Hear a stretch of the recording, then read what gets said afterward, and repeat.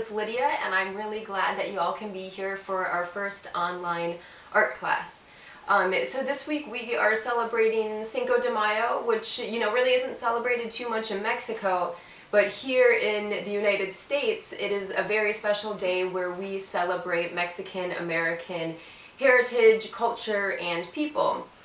So that means things like festivals and parades, food, music, and dance.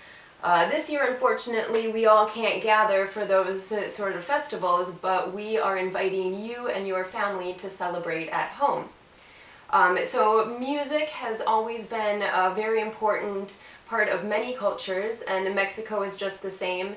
In Mexico, they have a style of music called mariachi, which came from Western Mexico.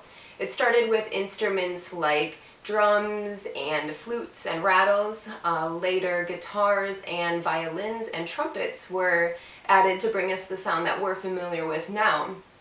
So people have always had a desire to make music. Even before there were stores to purchase music at, people often used items that were right around them to make instruments. So maybe wood or clay or even plastic or metal that they find in their neighborhoods. So take a look at this orchestra of recycled instruments from Paraguay. One person's trash is another's violin in this slum built on a landfill in Paraguay. Here in Asunción, a group of young musicians come together to play everything from Beethoven and Mozart to Frank Sinatra and the Beatles on instruments made entirely from trash. The orchestra of recycled instruments from Quito got its start here 5 years ago when a teacher, Fabio Chavez, decided to teach kids living near this garbage dump how to play musical instruments. Lacking money to buy enough instruments, he recruited the help of residents who make a living picking through and recycling trash. Soon, with the community's help, Chavez and his students had their instruments all made from recycled materials from the dump. They include guitars made from cans, cellos from metal drums, and brass instruments like 18-year-old Andre Rivera's saxophone made from house gutters. So we would like to see what unused materials you have around your home that you can make instruments from. So these could be instruments that we're all familiar with, or they could be totally new instruments that nobody has seen or heard before. So I have a few examples here that I've made out of items around my house.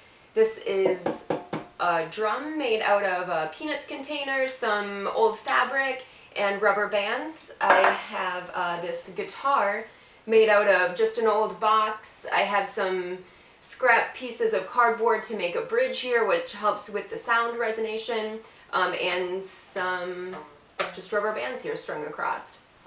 I also have a maraca that I made out of some leftover Easter eggs. I have popcorn kernels inside of here. You could even use beans or lentils or rice, and then some plastic spoons for a handle.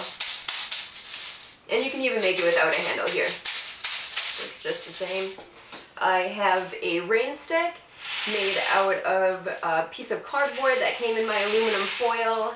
I have some screws and nails poked into here, and some popcorn kernels inside here, taped off at the end, so when those kernels fall through, they hit the nails and create this soothing sound here. So I have some other materials that I would recommend using. You can come up with plenty of your own also. I have tape, a pair of scissors, and a Sharpie or a pencil would come in handy. Some glue also. If you have an option to use glue instead of tape, I'd recommend that because it's a lot less waste. Some other items here are containers from the recycling bin, some cardboard scraps, boxes, toilet paper rolls. I even have some wood here, which in themselves makes an instrument just like that, easy. Some dried noodles. And here's my corn kernels, again, like lentils and beans would work. Rubber bands, leftover wire. These odds and ends from furniture that we've never used around the house. Some bottle caps, different types.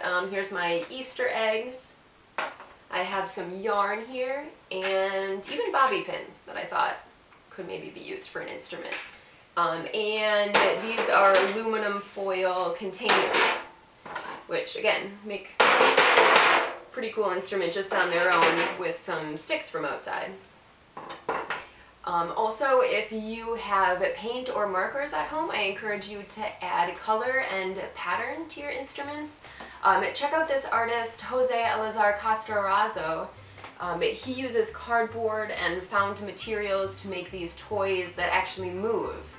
And here he is celebrating the mariachi music and musicians from Mexico. Also notice his bold colors and patterns. These are typical of Mexican folk art. So the link below has plenty more ideas. Check them out. I think there's about 20 different ideas that will get your brain churning. And of course, come up with your own. We'd love to see what you have. And join us this Friday, May 8th at 4 p.m. on Zoom, where we're all going to get together and share our creations, make a little bit of music. See ya.